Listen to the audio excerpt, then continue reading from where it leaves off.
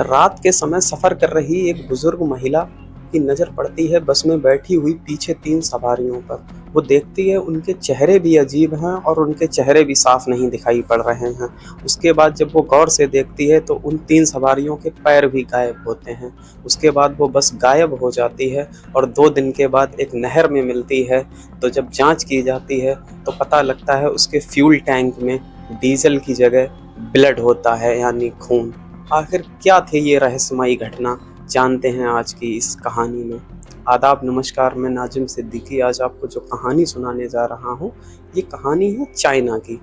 China में एक famous शहर है बीजिंग, वहाँ की ये कहानी है।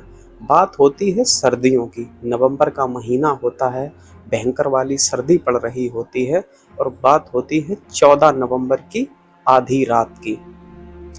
वहाँ की एक बस है बीजिंग की जिसका रूट नंबर होता है 375।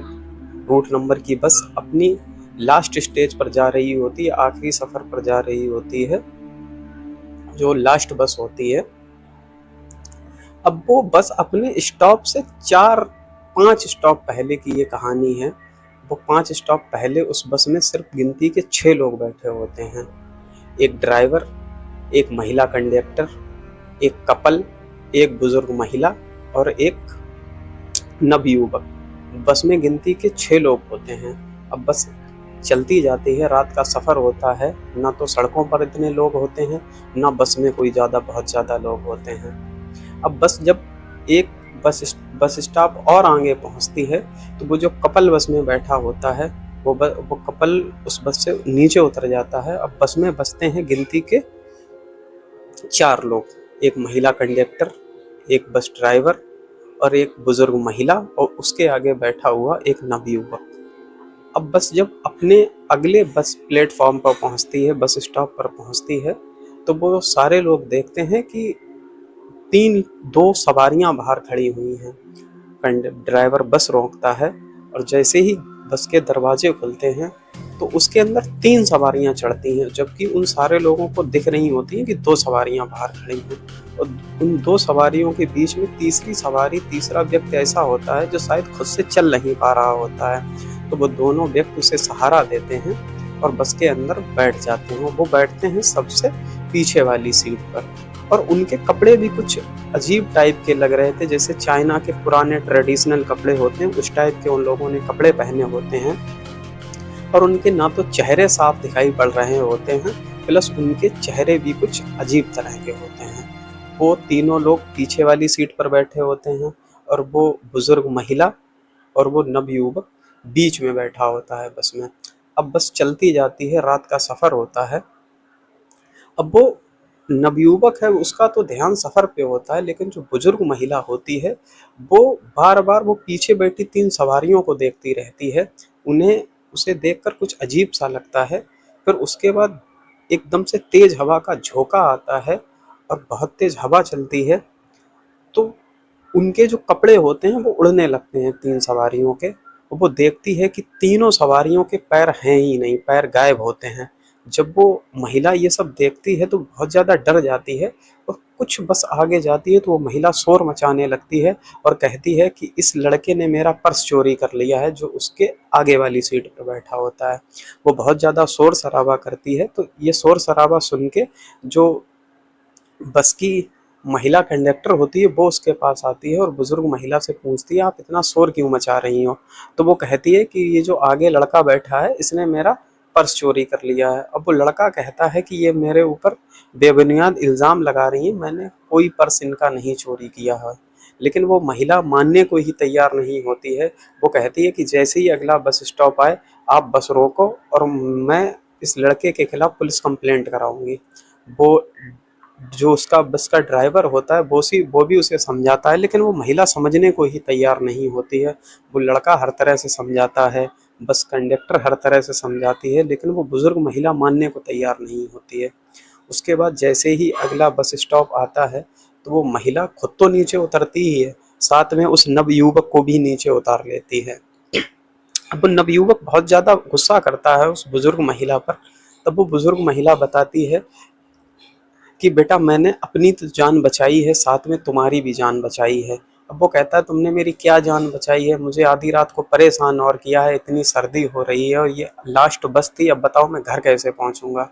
तो वो बुजुर्ग महिला उस लड़के को कहानी बताती है कि जो पीछे 3 सवारियां बैठी थी उनके चेहरे ना तो साफ दिखाई पड़ रहे थे, अजीब टाइप के उनके चेहरे थे, प्लस उनके पैर भी गायब थे, उनके पैर थे ही नहीं।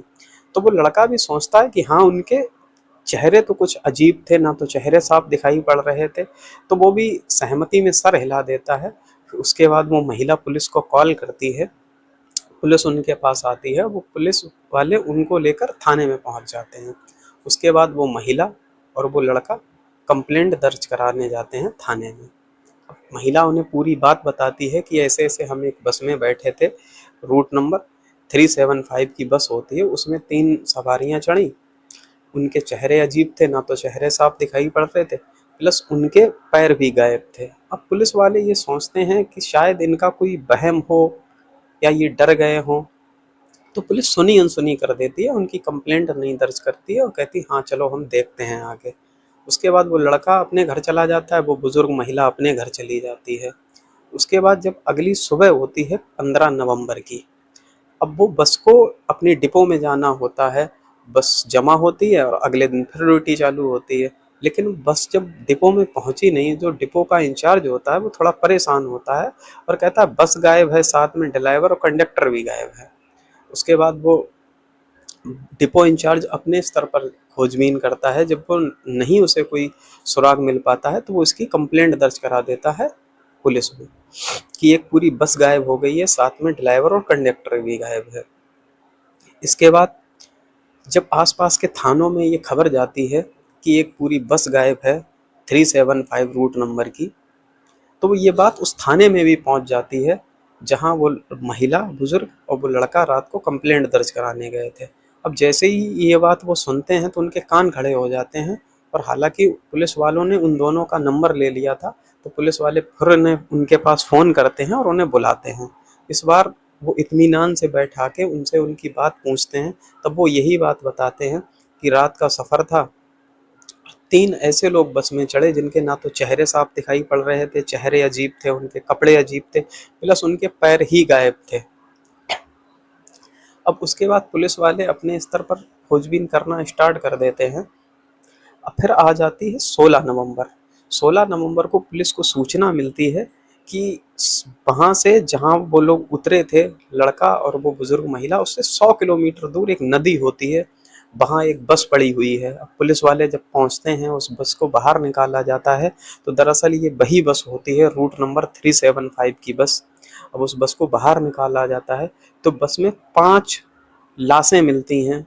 एक लाश उस लेडी कंडक्टर की होती है, एक ड्राइवर की होती है, साथ में 3 वो अजीब किस्म के जो आदमी होते हैं उनकी भी लाश होती है।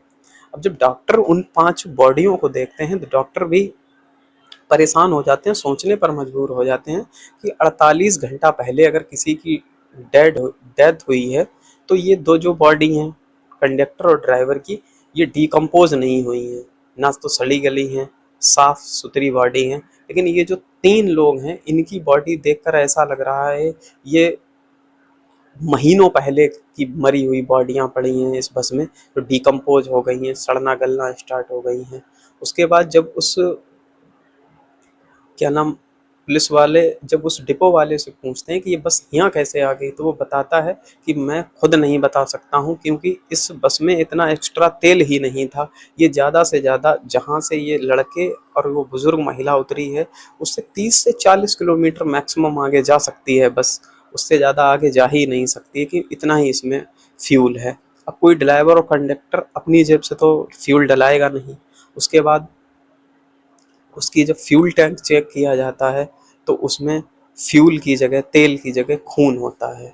अब कोई बस खून से तो चलेगी नहीं, जाहिर सी बात है कि तेल से ही चलेगी। उसके बाद जब तक चाइना काफ़ी डेवलप हो गया था, 1995 की ये बात है, तो चीन में जगह जगह सीसीटीवी कैमरे लगे होते हैं। अब जब सीसीटीवी कैमरे देखे जाते हैं, तो वो महिला और वो नवयुवक जिस बस स्टॉप पर उतरा था, वहाँ तक तो वो बस हर कैमरे में कैद हुई थी। उसके आगे 100 किलोमीटर तक वो बस किसी भी कैमरे में कैप्चर ही नहीं हुई।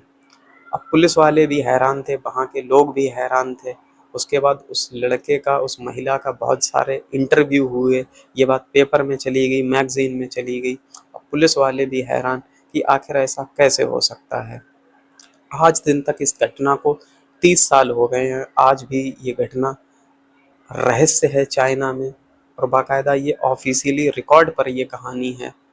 गूगल पर मिल जाती है, रिकॉर्ड पर कहानी है कि ये बस वहाँ तक पहुँची कैसे, और वो 3 संदिग्ध लोग थे कौन। ना तो उनकी आज तक कोई पहचान सामने आई है कि ये वहाँ के रहने वाले थे, ये फलाँ इनका नाम था। आज की रहस्यमयी कहानी में इतना ही। मुझे इजाज़त दीजिए। जय हिंद।